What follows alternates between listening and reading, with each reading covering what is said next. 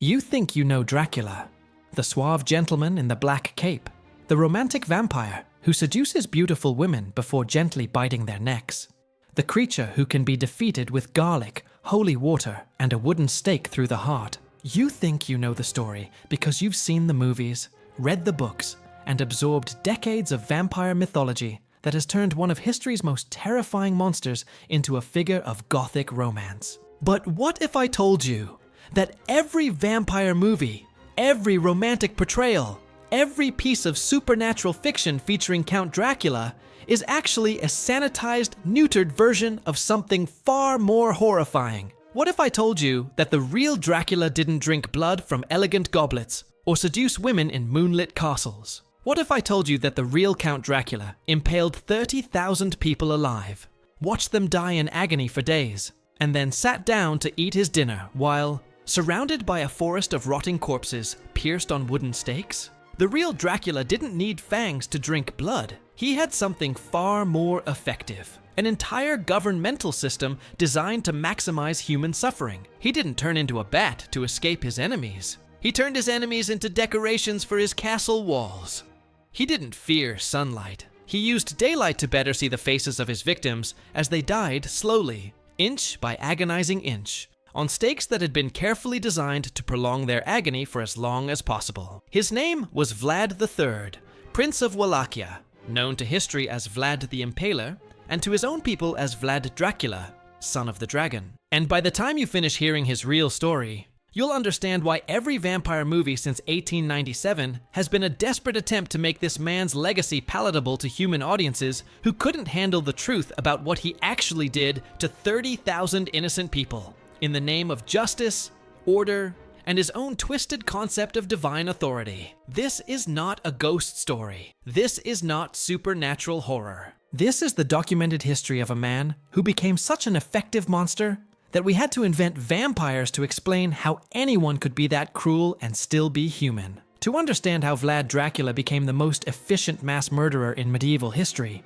you need to understand that he was born into a world that was already drenched in blood, treachery, and unimaginable cruelty. This was not a world where monsters were made by supernatural curses or ancient evils. This was a world where monsters were created by the simple, brutal mathematics of survival in 15th century Eastern Europe. Vlad was born in 1431 in the fortress town of Sighișoara, in what is now Romania, during one of the most violent and chaotic periods in European history. His father, Vlad II, was a member of the Order of the Dragon, a Christian military order dedicated to fighting the expanding Ottoman Empire. The order's symbol was a dragon, which in Romanian was Dracul, making Vlad II Vlad Dracul, and his son Vlad Dracula, literally Vlad, son of the dragon.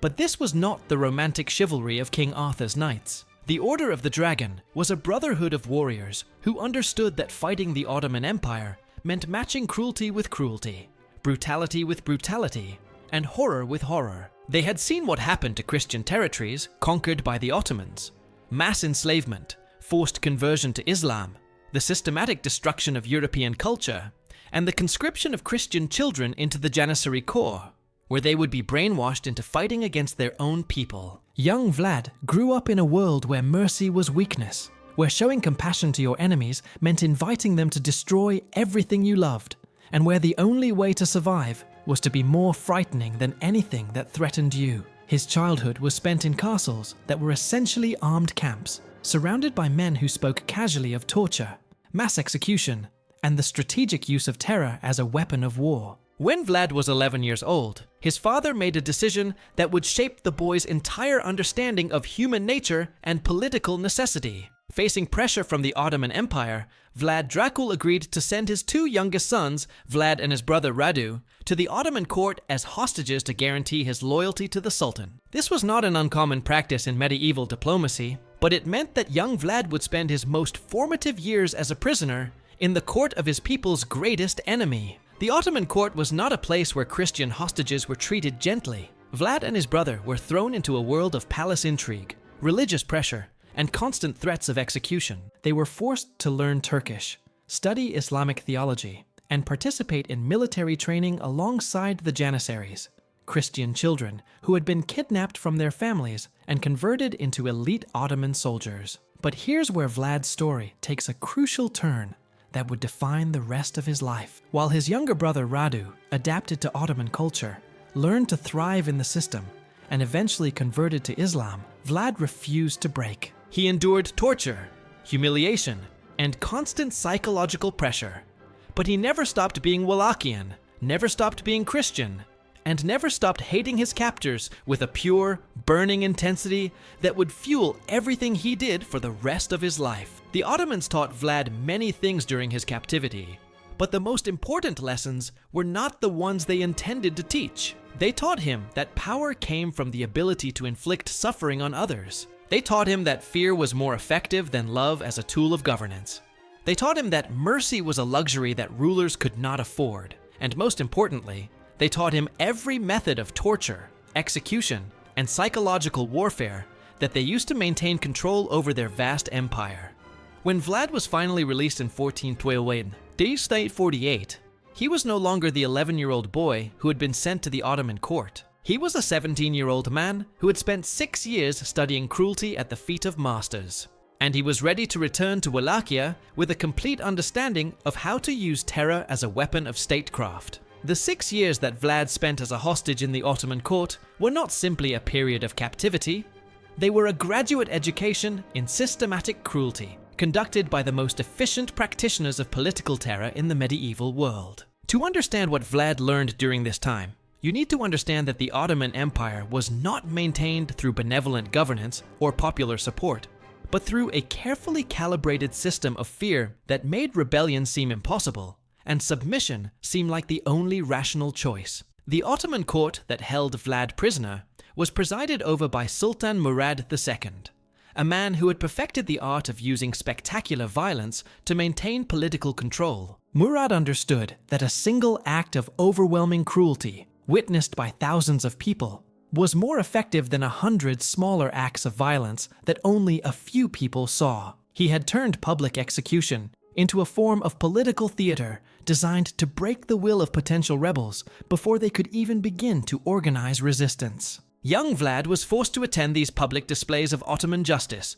watching as captured rebels, traitors, and criminals were subjected to methods of execution that were specifically designed to maximize both physical suffering and psychological impact on the watching crowds. He saw men flayed alive, their skin removed in strips while they were still conscious. He watched as prisoners were slowly lowered into cauldrons of boiling oil, their screams echoing across the palace courtyard as they cooked to death over the course of hours. But the Ottoman method that would have the greatest impact on Vlad's future techniques was impalement, a form of execution that the Ottomans had perfected into a precise science of prolonged agony. Ottoman executioners had developed specific techniques for driving a wooden stake through a human body in such a way that it avoided vital organs, allowing the victim to remain conscious and suffer for days before finally dying. The stake would be inserted through the rectum or vagina, then carefully guided up through the body cavity, emerging from the mouth or shoulder, all while keeping the victim alive and aware throughout the entire process.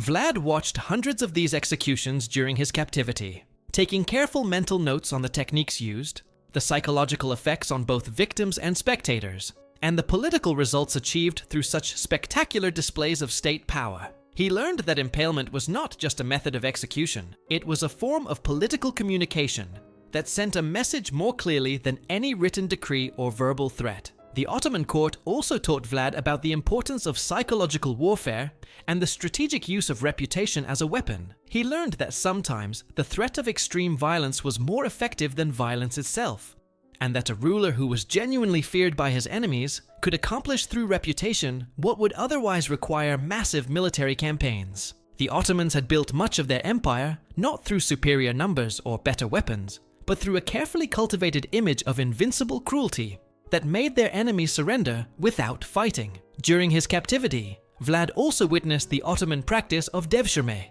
the systematic kidnapping of Christian children who were then converted to Islam and trained as janissaries. He saw how the Ottomans turned children against their own families, their own culture, and their own religion through a combination of indoctrination, threats, and rewards. This taught him that human loyalty was fragile, and that even the strongest cultural and religious bonds could be broken through sufficient pressure and manipulation. Perhaps most importantly, Vlad learned about the Ottoman administrative system that allowed a relatively small number of Turkish rulers to control millions of Christian subjects across a vast empire. He studied their methods of tax collection, their systems of local governance, and their techniques for preventing the formation of organized resistance movements. He learned that effective tyranny required not just the ability to inflict violence, but also the organizational skills necessary to monitor, control, and predict the behavior of large populations. But Vlad also learned something that his Ottoman captors had not intended to teach him. He learned to hate with a purity and intensity that would fuel everything he did for the rest of his life. Every day of humiliation,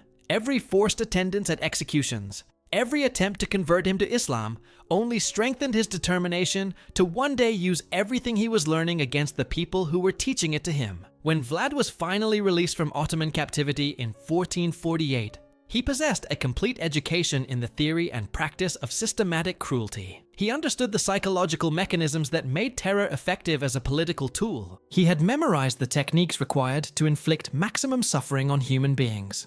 And he had developed an unshakable conviction that the methods he had learned were not just permissible, but necessary for anyone who wanted to survive and prosper in a world where mercy was weakness and compassion was a form of suicide. The Ottomans had intended to create a compliant vassal who would serve their interests in Wallachia. Instead, they had created a monster who would use their own methods against them, with an efficiency and creativity that would make their own practices seem restrained by comparison. When Vlad returned to Wallachia in 1448, he found a country that was essentially a political wasteland, torn apart by decades of civil war, foreign invasion, and the competing claims of various noble families who were more interested in personal power than national survival. Wallachia was a buffer state caught between three major powers: the Ottoman Empire to the south, the Kingdom of Hungary to the west, and the emerging power of Moldavia to the north. Survival required not just military skill, but also the ability to navigate a complex web of alliances,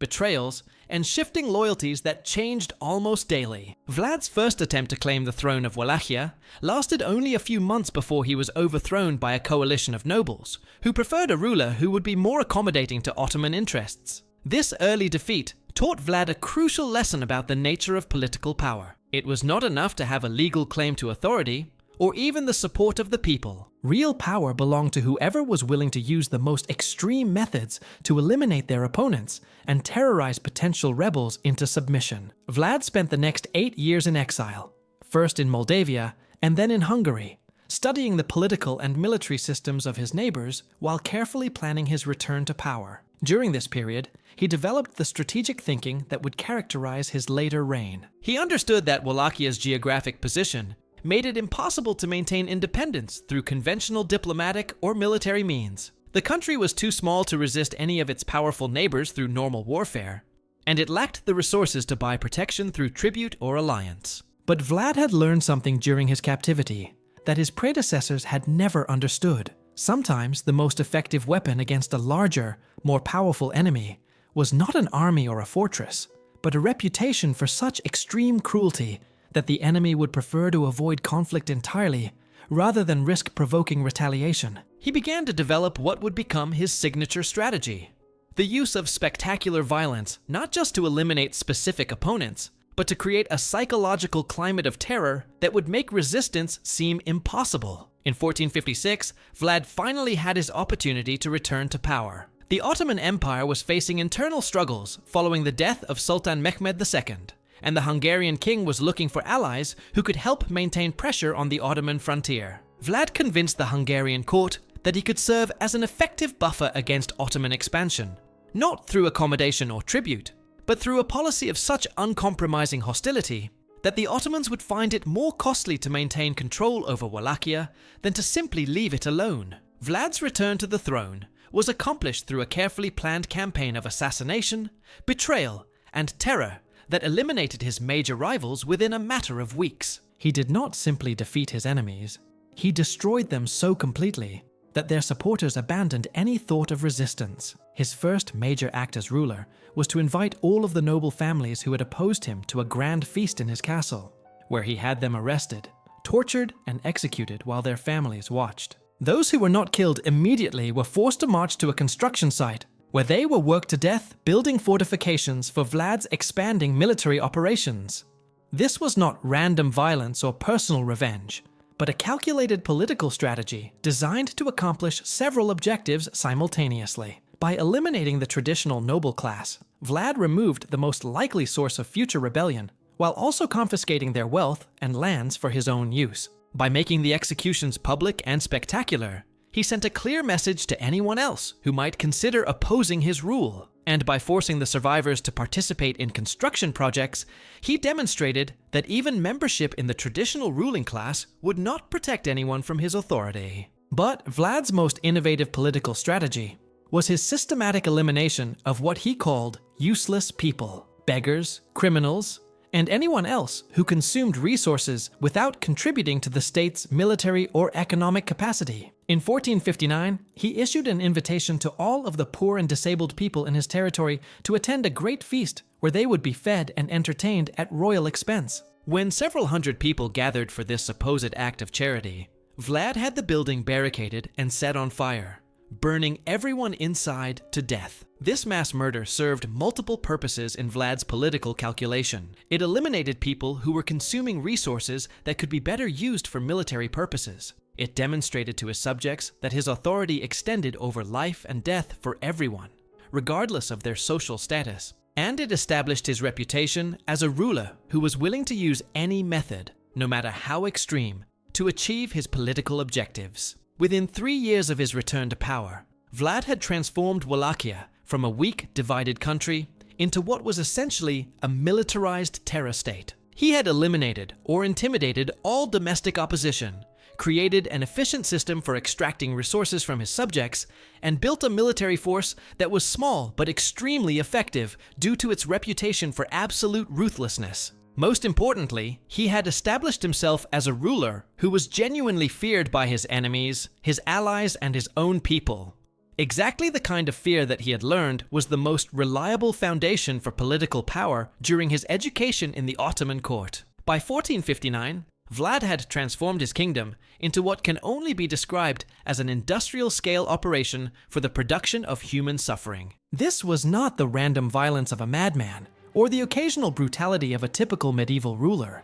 This was systematic, organized, and carefully planned mass murder, conducted with the efficiency and attention to detail that a modern corporation might bring to manufacturing automobiles or processing food. Vlad's primary method of execution was impalement, but he had refined and perfected the Ottoman techniques he had learned during his captivity into something far more sophisticated and horrifying. His executioners were trained professionals who could impale a human being with such precision that the victim would remain conscious and suffer for days before finally dying. The wooden stakes were carefully prepared to specific dimensions and shapes, designed to penetrate the body without immediately damaging vital organs. The process began with the preparation of the stakes themselves. Vlad's workshops produced thousands of wooden poles, each one carved to exact specifications, depending on the size and age of the intended victim. The stakes were sharpened to a precise point that was sharp enough to penetrate human flesh, but blunt enough to push organs aside rather than cutting through them.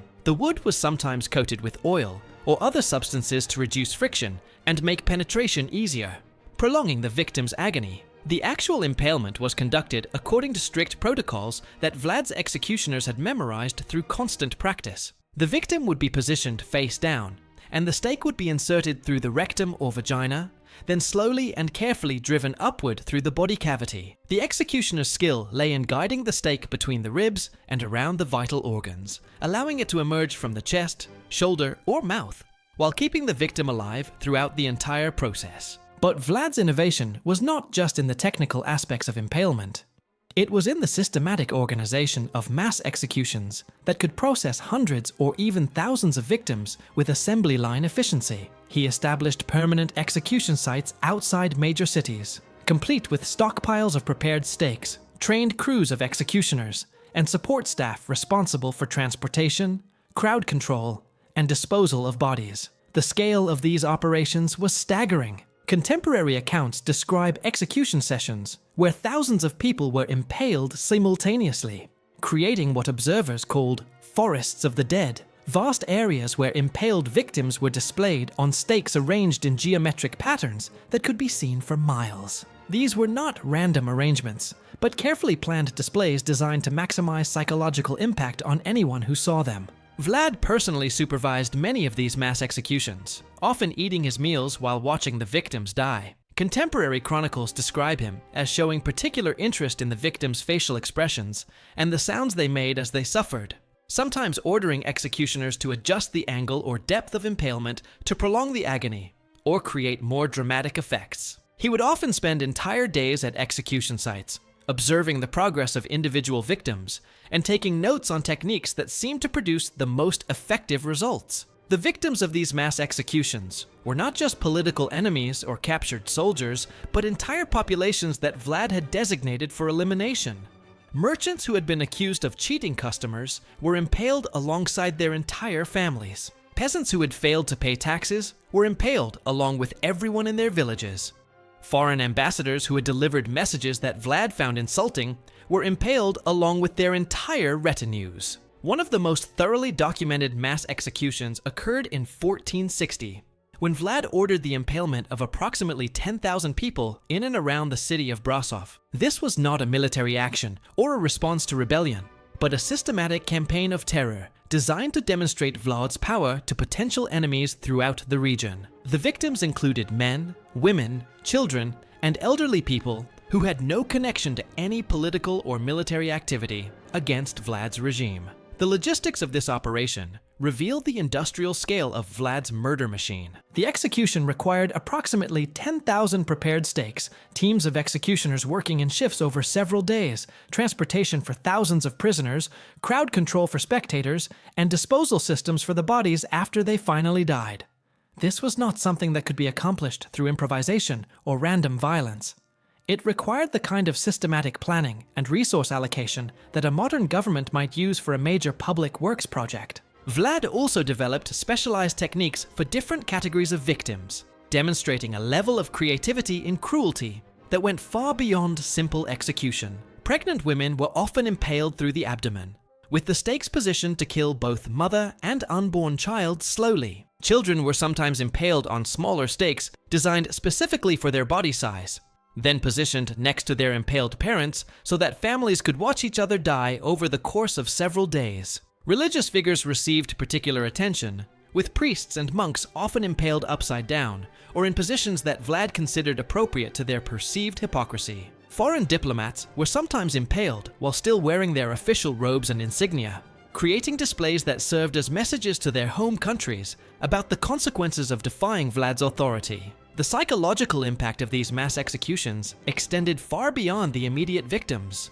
Entire populations lived in constant terror, knowing that any action or even any failure to act could result in being selected for impalement. This created a climate of paralyzed obedience where people were afraid to speak, afraid to travel, and afraid to do anything that might attract official attention.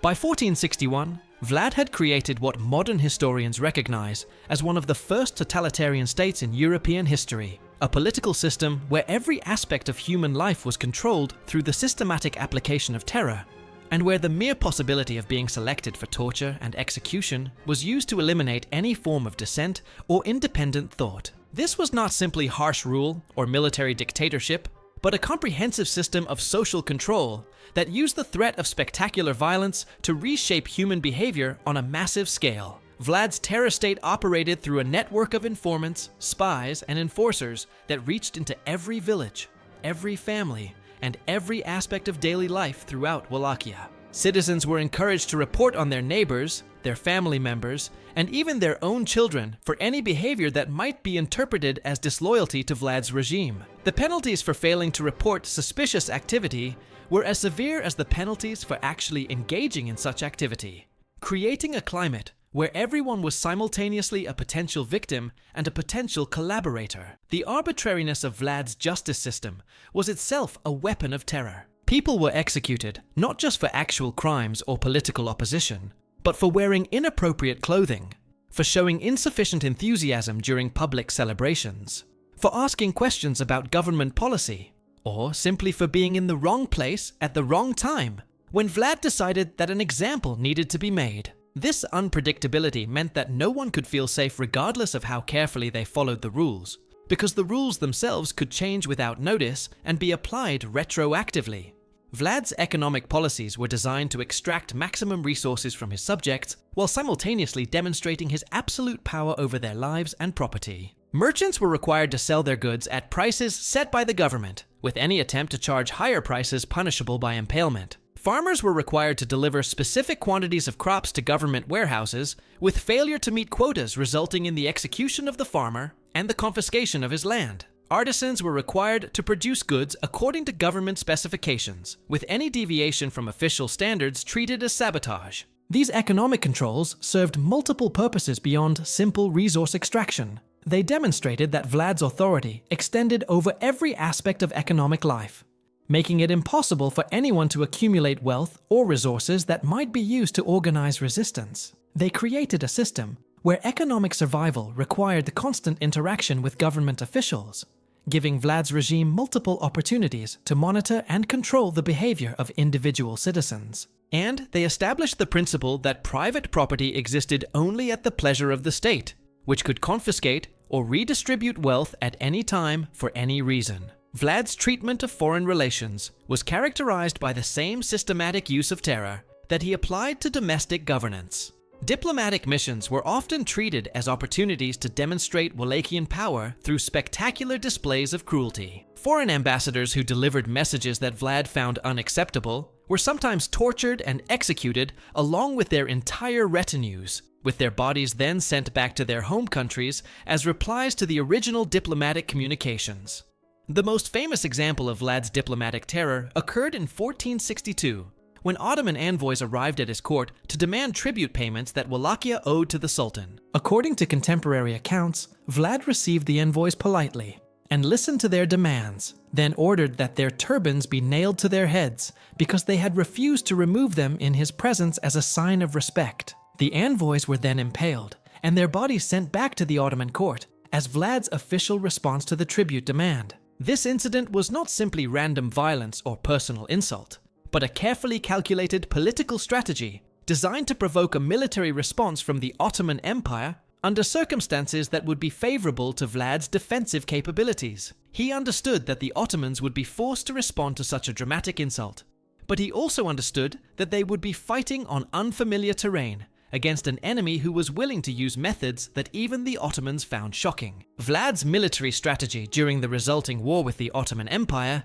demonstrated his complete commitment to terror as a weapon of warfare. Rather than meeting the Ottoman army in conventional battle, he implemented a scorched earth policy that involved destroying everything of value in the path of the advancing Ottoman forces while conducting a campaign of guerrilla warfare that targeted not just enemy soldiers, but also their supply lines, their civilian supporters, and anyone else who could be useful to the Ottoman war effort. The centerpiece of this strategy was Vlad's systematic use of impalement against captured Ottoman soldiers, civilians in occupied territories, and anyone else who could be accused of collaborating with the enemy. Contemporary accounts describe Ottoman forces advancing through landscapes that were literally carpeted with impaled corpses, creating psychological conditions that made it difficult for even experienced soldiers to maintain morale and discipline. The most documented example of this psychological warfare occurred when the main Ottoman army, led by Sultan Mehmed II himself,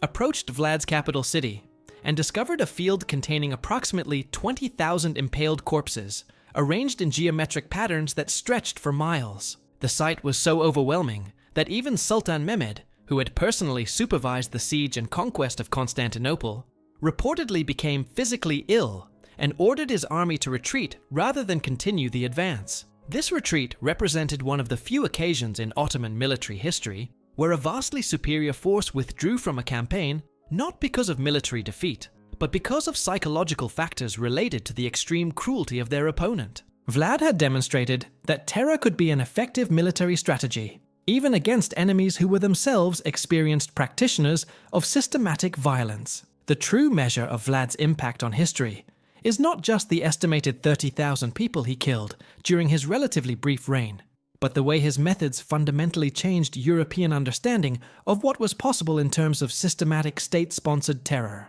Before Vlad, political violence in medieval Europe was generally limited by traditional constraints of religion, law, and social custom that placed boundaries on what even the most ruthless rulers could do to their subjects and enemies. Vlad systematically destroyed those boundaries, demonstrating that a sufficiently determined ruler could use unlimited violence to achieve political objectives that would have been impossible through conventional means. Vlad's innovations in the technology and organization of mass murder were studied and copied by rulers throughout Europe, who recognized that his methods offered solutions to persistent problems of political control and military effectiveness. The systematic use of terror as a tool of governance, the organization of mass executions as public spectacles, and the strategic application of extreme cruelty to create psychological advantages in warfare all became standard practices in European statecraft during the following centuries. The documentation of Vlad's methods was preserved and circulated throughout Europe through contemporary chronicles, diplomatic reports, and military manuals that treated his techniques as legitimate subjects for academic study. These documents provided detailed descriptions of impalement procedures, organizational methods for mass executions, and strategic applications of terror that influenced the development of military and political theory for generations. But Vlad's most significant legacy was not his specific techniques of torture and execution, but his demonstration that traditional moral and legal constraints on political power could be completely eliminated if a ruler was willing to accept the consequences of universal fear and hatred from his subjects. This insight would be rediscovered and applied by political leaders throughout subsequent history, from Ivan the Terrible in Russia to Robespierre during the French Revolution, to the totalitarian dictators of the 20th century. The psychological impact of Vlad's reign extended far beyond his immediate victims and subjects. Contemporary accounts describe entire populations throughout Eastern Europe living in terror of invasion by Wallachian forces, not because of their military capabilities, but because of their reputation for extreme cruelty. This reputation created a zone of psychological influence that extended far beyond Wallachia's actual borders, allowing Vlad to achieve political objectives through the threat of violence that would have required massive military campaigns if attempted through conventional means. The economic consequences of Vlad's terror state were equally significant. By eliminating traditional constraints on taxation and resource extraction, he was able to fund military operations and construction projects that would have been impossible under normal political systems.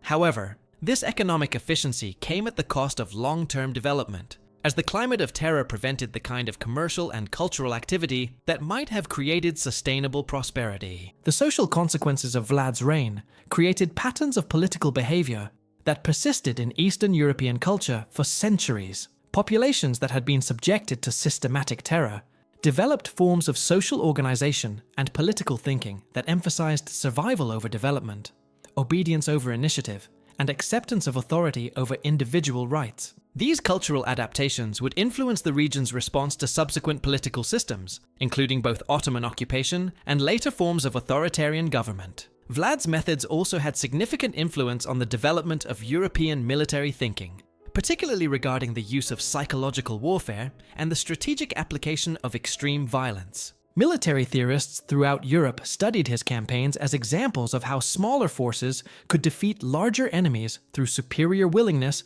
to use methods that their opponents found morally unacceptable. The religious implications of Vlad's reign were equally significant. His systematic use of torture and mass murder while claiming to defend Christianity created theological problems that influenced European religious thinking for generations. Church leaders were forced to develop new theories about the relationship between Christian duty and political necessity, leading to theological innovations that would later influence the development of both religious and secular political philosophy. The legal precedents established during Vlad's reign also had lasting impact on European jurisprudence. His systematic elimination of traditional legal protections and his use of arbitrary punishment as a tool of social control provided models that would be studied and sometimes copied by later rulers who faced similar problems of political control and social organization. The transformation of Vlad the Impaler from a historical figure into the immortal Count Dracula represents one of the most fascinating examples of how extreme human cruelty can be psychologically processed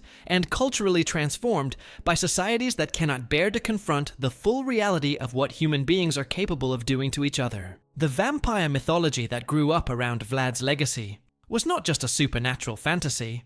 but a psychological necessity for cultures that needed to explain his behavior in terms that made it possible to discuss without fully acknowledging its implications. When Bram Stoker published Dracula in 1897, more than 4 centuries after Vlad's death, he was drawing on a rich tradition of folklore and literary interpretation that had already transformed the historical Vlad into a supernatural figure. This transformation was not accidental, but reflected a deep psychological need to place Vlad's actions outside the boundaries of normal human behavior. By making him a vampire, European culture could acknowledge his cruelty while simultaneously denying that it represented something that normal human beings were capable of doing. The vampire mythology served several important psychological functions for European society. It allowed people to discuss and explore themes of absolute power, systematic cruelty, and the corruption of authority, while maintaining the comforting fiction that such extremes were supernatural rather than human. It provided a framework for examining the psychological appeal of unlimited power,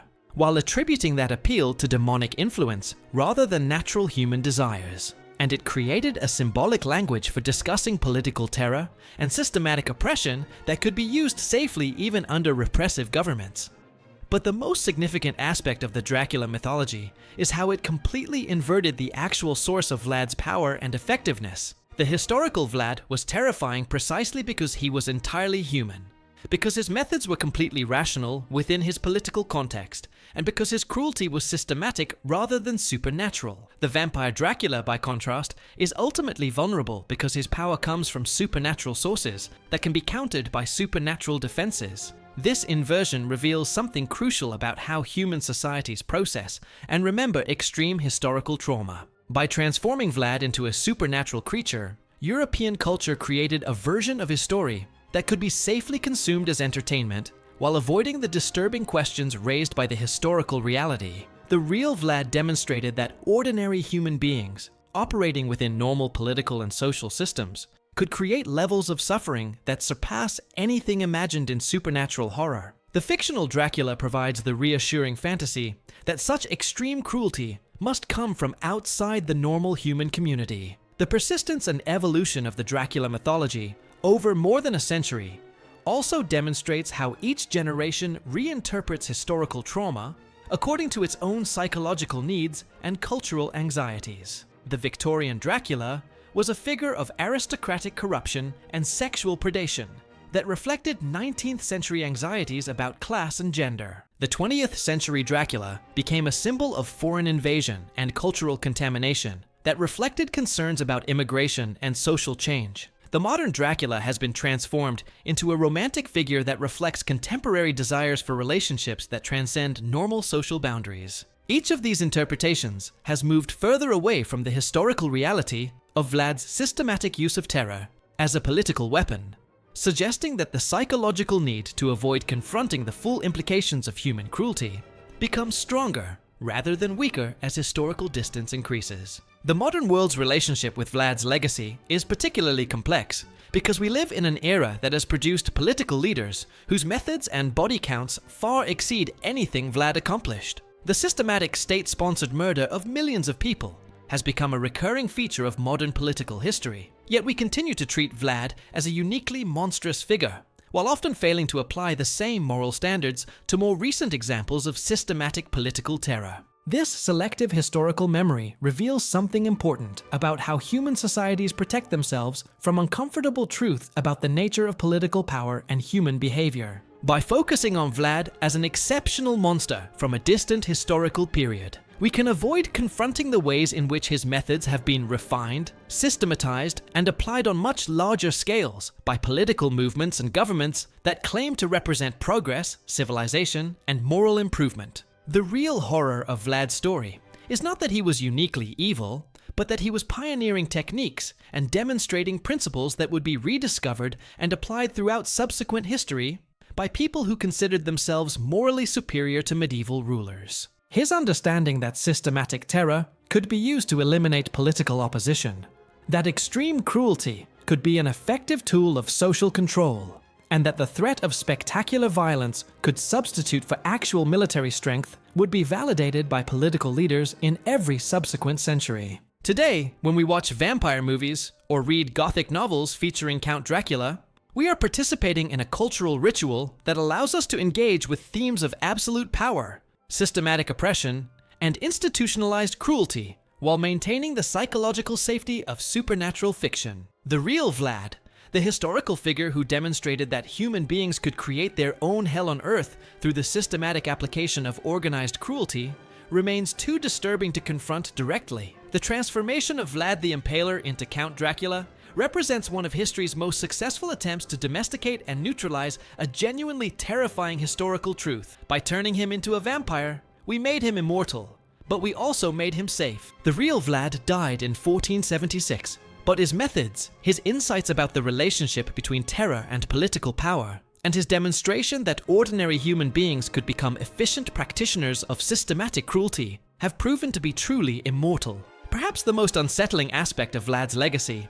is that his reign of terror lasted only 6 years, yet produced changes in European political thinking and practice that have influenced human civilization for more than 5 centuries. This suggests that the true measure of historical impact is not the duration of a leader's rule, or even the immediate consequences of their actions, but their contribution to the human understanding of what is possible. Vlad the Impaler proved that it was possible for a single human being, operating within normal political and social constraints, to create levels of systematic suffering that had previously been unimaginable. This knowledge, once demonstrated, could never be unknown. Every subsequent political leader, every military commander, every revolutionary movement has had to decide whether to apply the lessons that Vlad taught about the effectiveness of systematic terror as a tool of political control. The vampire Count Dracula will continue to evolve and be reinterpreted by future generations according to their own psychological needs and cultural anxieties. But the historical Vlad the Impaler, the man who impaled 30,000 people alive and ate his dinner while watching them die, will remain a permanent part of human history. A reminder of what human beings are capable of doing to each other when traditional moral and legal constraints are eliminated in pursuit of political objectives. In the end, the real Dracula was not immortal because he drank blood or commanded supernatural powers. He was immortal because he demonstrated techniques and principles of systematic cruelty that have been studied, refined, and applied by political leaders throughout subsequent history. His true victims were not just the 30,000 people he killed during his brief reign, but the millions of people who would die in later centuries when other leaders applied the lessons he taught about the political effectiveness of organized terror. The next time you see a vampire movie or read a Gothic novel about Count Dracula, remember that you are engaging with a sanitized, supernatural version of a story that is actually about the most disturbing aspects of human nature and political power. The real Dracula makes every vampire movie look like a children's story, not because he was more supernatural, but because he was more human than we are comfortable acknowledging.